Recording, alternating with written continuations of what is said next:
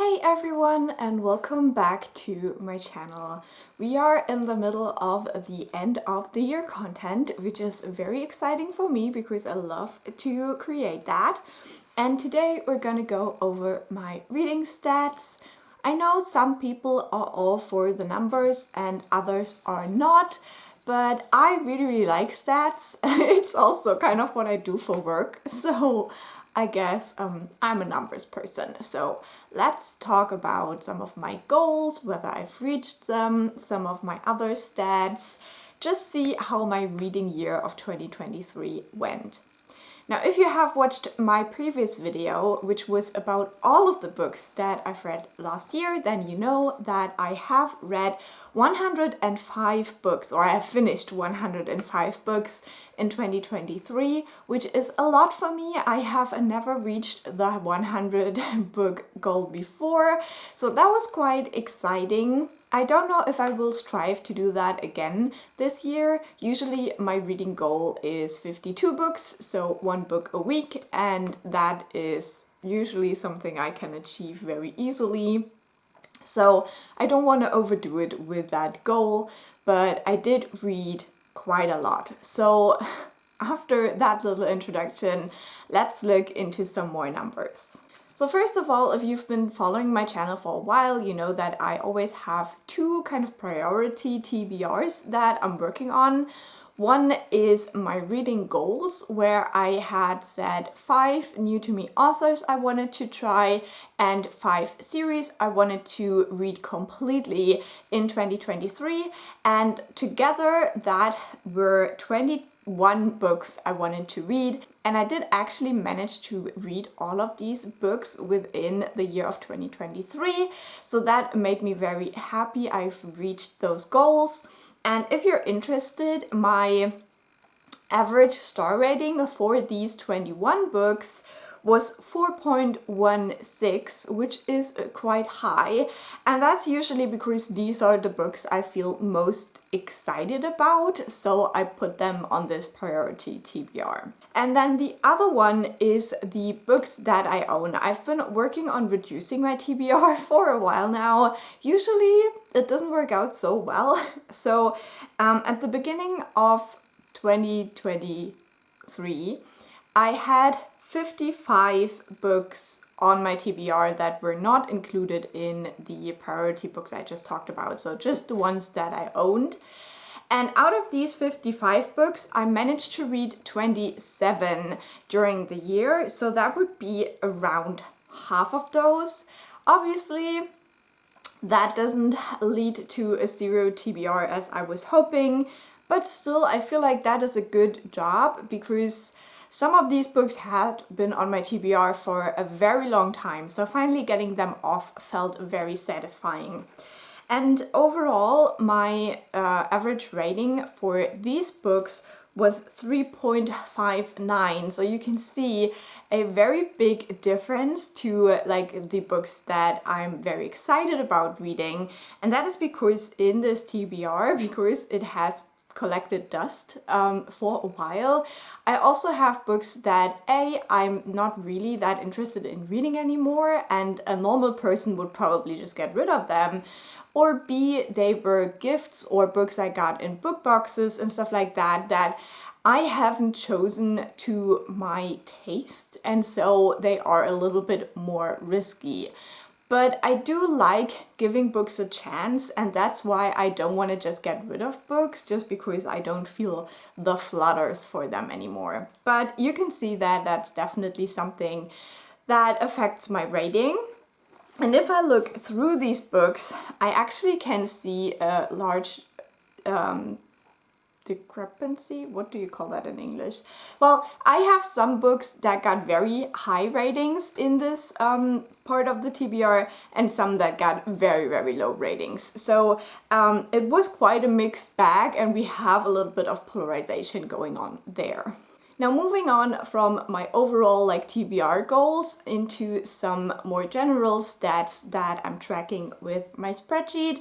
I am using my own spreadsheet, but it is built on a spreadsheet I had before from a creator who currently doesn't do booktube anymore. So yeah, this is just like the stats I like to follow. They might not always be perfect, but it's just what works for me, because I don't want to like put a lot of effort into these stats, but at least a little bit to see how I'm doing with it. Okay, so let's go back to some general numbers. As I said, I have read 105 books in 2023. And out of those, 42 were audiobooks. So audiobooks have really made up a large chunk of my reading, and I'm very happy that I found audiobooks to help me with that. My average star rating is 3.9. It's even a little bit lower, so it's rounded up. And that is a bit worse than last year, which is very sad because I started the year out very strong, but then towards the end I had a lot of meh reads as well. 8 of my books were rereads, which is a little bit less than what I was hoping for, but still much better than I did the previous years. I have bought or been gifted 60 books last year, and I have borrowed 26 books, but some of those I had to return unread just because I was prioritizing my own books. And then I have spent around 340 euros on books this year, which really, considering, is not that much at all, because I don't really need to buy books. A lot of the books were gifted to me actually. And then I have saved around 175 euro through the library. That only counts the books that I actually ended up reading or listening to, because I also counted the books that I can listen to for free on Audible, because I do have a subscription, and so you also get access to free audiobooks through that. So those counted into the library borrowed category as well.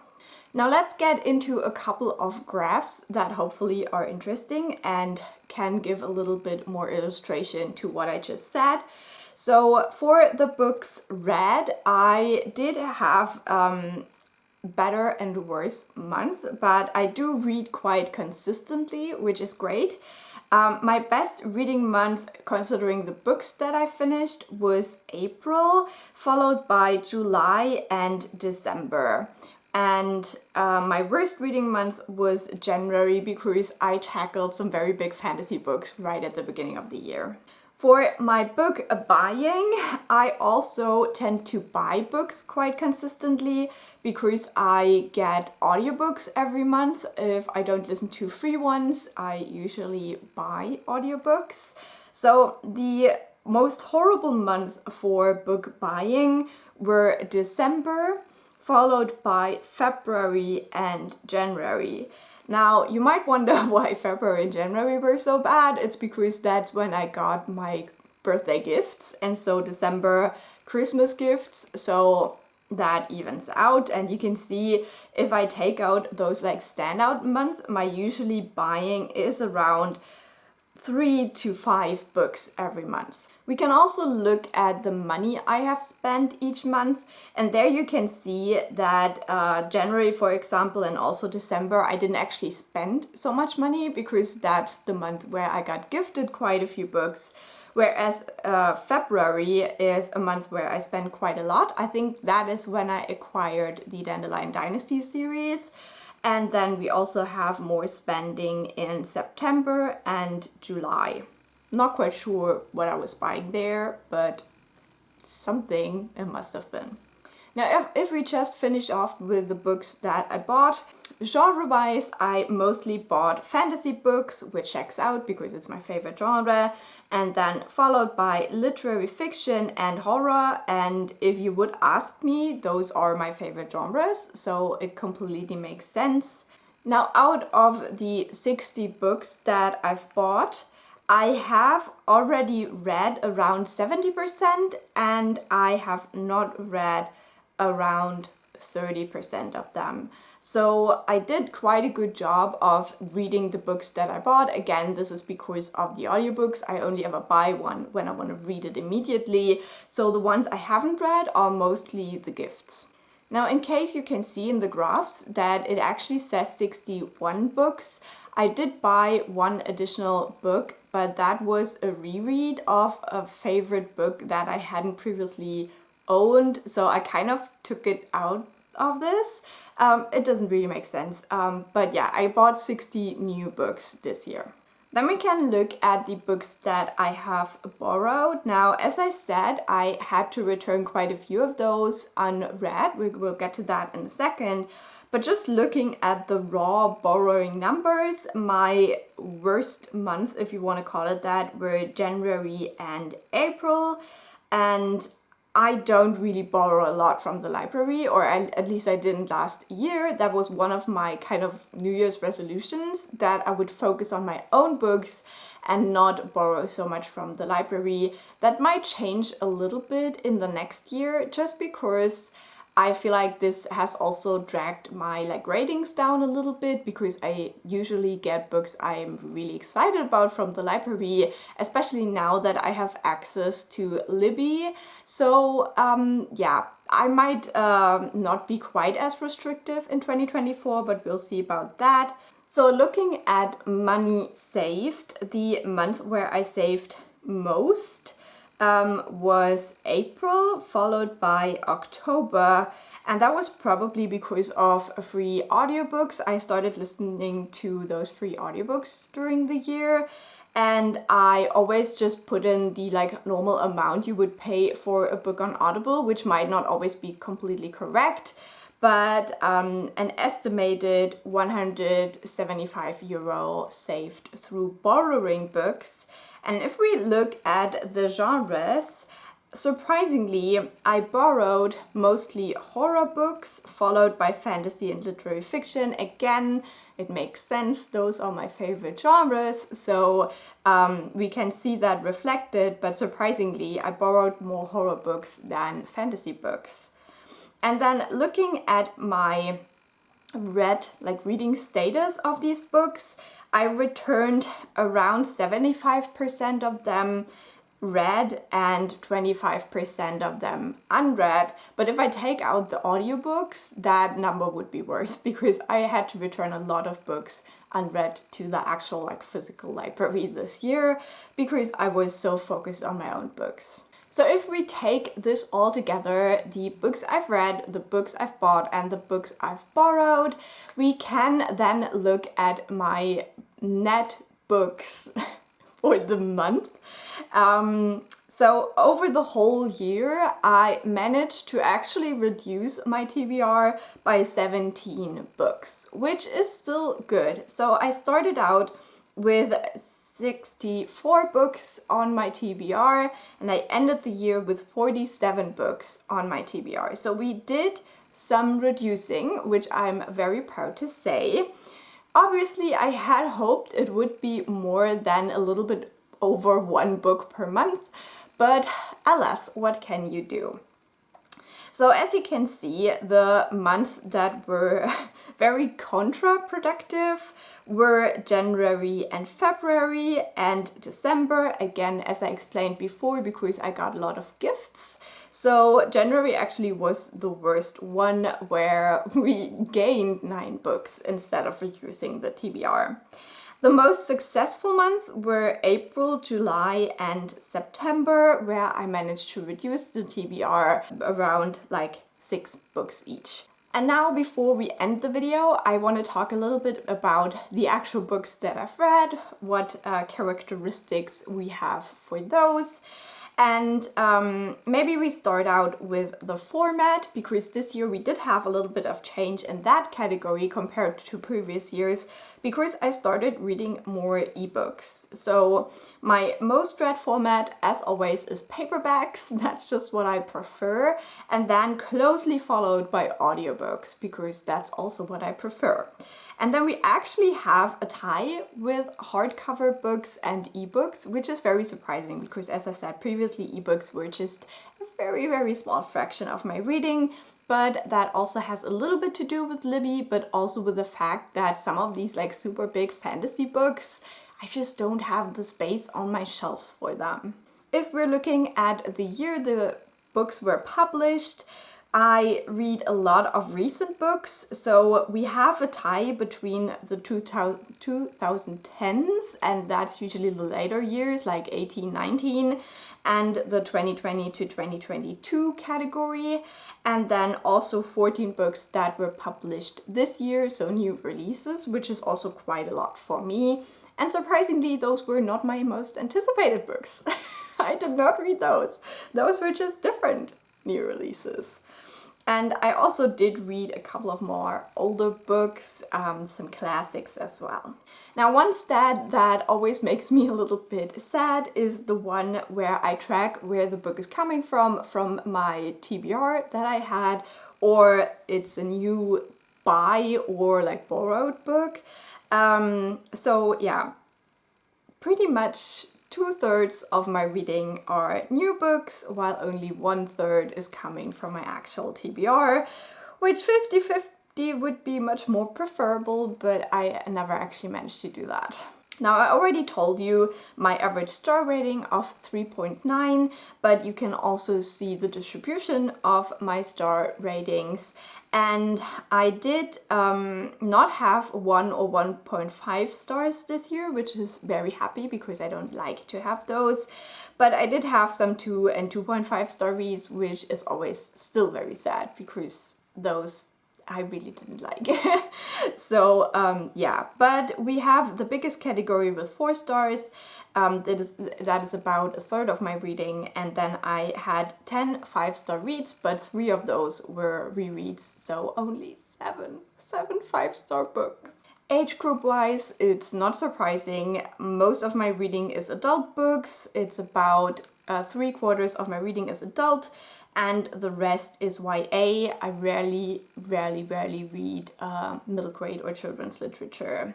Then, something that is also always a little bit surprising to me, I mostly read standalones, even though like fantasy is my favorite genre, but I do split up the other things a little bit more, so it's actually kind of 50-50, so 50% standalones and 50% is like duologies, trilogies, and series, so yeah, it kind of evens out again. I do not read books in translation a lot. I mostly read books in English, so about 85% of my reading is done in English and the rest in German, and about 90% of my reading are not translated books. The books that were translated from Japanese, Swedish, English, Kannada. I had no idea what that last language actually was, so that was quite intriguing. And genre-wise, again, it's not a surprise. I read mostly fantasy, that is around 40% of my reading, and then followed by horror and literary fiction, which are both equal percentages.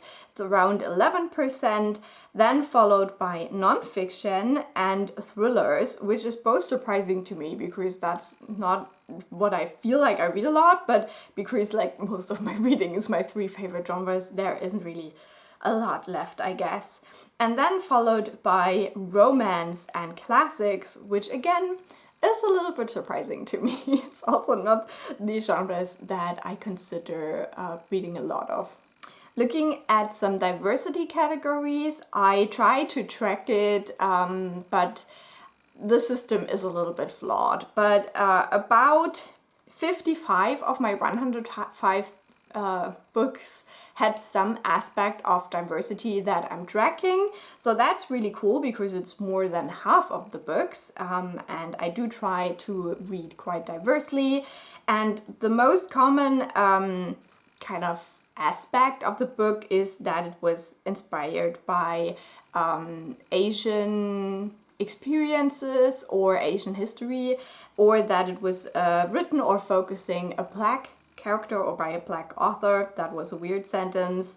And then lesbian fiction, which I've also read quite a bit about. Now, talking about the authors a little bit, I don't want to go into too much detail because I always feel a bit weird stalking the authors, trying to figure out stuff about them. But considering gender, most of what I read is by female authors. It's around 70% of what I read. And this year I managed to kind of have it 50-50 of white authors and authors of color, which is still not perfect, but is a number that I was quite happy with, considering that most of the books on my physical TBR still tend to be by white authors. So with the new books I was seeking out, I made a big effort to include more authors of color with that. But if we look at where the books actually come from, I do have a big bias because I mostly read books from the US and continent-wise North America. So about 70% of my reading is from North America, or like 2/3 of my reading actually are from North America, and then followed by Europe with about 20%. So not having a great diversity of like countries where the authors come from, even though I did have some fun ones, like apart from the US, the UK, Australia, and New Zealand, I also had countries like Nigeria or Germany, which is kind of obvious, but I don't usually read German authors, or China and India and stuff like that. So there were more countries, but just a very limited amount of books from those. And then again, considering diversity, this is very hard to track for me for the authors because I don't want to stalk them. Like, I usually go to their websites and just read the bio parts, and if that doesn't say something, then I'm just ignorant of it. So this might not be correct, but I have tracked that from all of the authors I have logged, about 63 had some aspect of diversity that I could find out. So mostly that was that the authors were of Asian descent or Black or Indigenous. I feel like that is easier to track than, for example, sexual orientation. So with those, I don't really have a lot to add. Okay, then one thing I think I did not mention yet is I always track whether authors are new to me or not, because I tend to read a lot of new authors and forget about reading the ones I already love. So this year I managed to almost be at the 50-50% mark, which is quite good. I've definitely had worse years. So yeah, I'm still working on that. I just have such a hard time reading the authors I actually already love. I don't know why that is, but yeah. And the last aspect I want to talk about is book length, and that will continue us on into pages read and minutes listened to. So looking at book length, I made two graphs. One is the book length of the books that I physically read, and the other one is the one with all of the books, so including the length of the audiobooks, that kind of the page count they would have if I would have read them physically. And as you can see, I did read mostly shorter books, so between 200 and 400 pages, but I also read quite a few chunkers this year. So I read one book over 1,000 pages, one book that was between 900 and 1,000 pages, 3 books that were between 800 and 900 pages, and so on. So that is quite a lot. And then I read 2 books that were under 100 pages. Quite the diversity there, but firmly in the like mid-length book range, I would say. So overall, I have read 23,100 pages last year with my eyeballs. So that is just the physical reads, and that comes down to 63 books a day, which my goal is always to read around 50 pages a day on average. So that makes me very happy. I definitely surpassed that goal. My best reading month were February, April, and September. So that's the month where I've read the most pages. And then my worst month was October for pages read, because I was sick a lot in October. So I just simply couldn't read because I was feeling so poorly. Then going to my minutes listened to, I listened to 25,264 minutes of audiobook last year. That is around 421 hours, and that comes down to 69 minutes a day, so about an hour a day, and 35 hours per month. So that's those stats. And then I can definitely see that I listen to a lot more audiobooks in the later month of the year. So my best months were October, November, and December, which I don't know why that is. Probably because I had a lot of stuff to do where I could just listen to an audiobook. And also what might have helped with that is that I got noise cancelling headphones, so I can easily listen to my audiobooks while I do more cleaning. Like with the vacuum, it's so loud. Usually I could not listen to my audiobook, but with the new headphones, it works. So that probably brought up the numbers a little bit as well. And then my worst month for listening to my audiobook was March. Oh yeah, I know why, because I was traveling a bit, and so yeah, that's probably why. Okay, so last couple of snippets of information. According to Goodreads, the shortest book that I've read last year is The Fall of the House of Usher by Edgar Allan Poe, and the longest book I've read is Speaking Bones by Ken Liu. Those are definitely extremes, like 36 pages to 1,045 pages. That is quite the difference. And then average book length was 348 pages according to Goodreads. The most shelved book that I read was a reread. This was Fahrenheit 451, and my least shelved book was a German book that my grandma gave me called Heimat deine Sünde. I think I'm literally the only person who has read this book on Goodreads. And my highest rated book was Heartstopper Volume 2, which I also did not expect. That has a very high average rating, very surprisingly, of 4.56 stars. And I definitely dragged that down a little bit. Okay, so I feel like I rattled off a lot of numbers. I hope this was somewhat enjoyable to watch. Definitely let me know some of your reading stacks if you want to share. And I can't wait to track my reading in 2024. I already set up my little spreadsheet again, and we'll see. Maybe we can do even better with some of these things. Have a great day, and I will talk to you soon. Bye!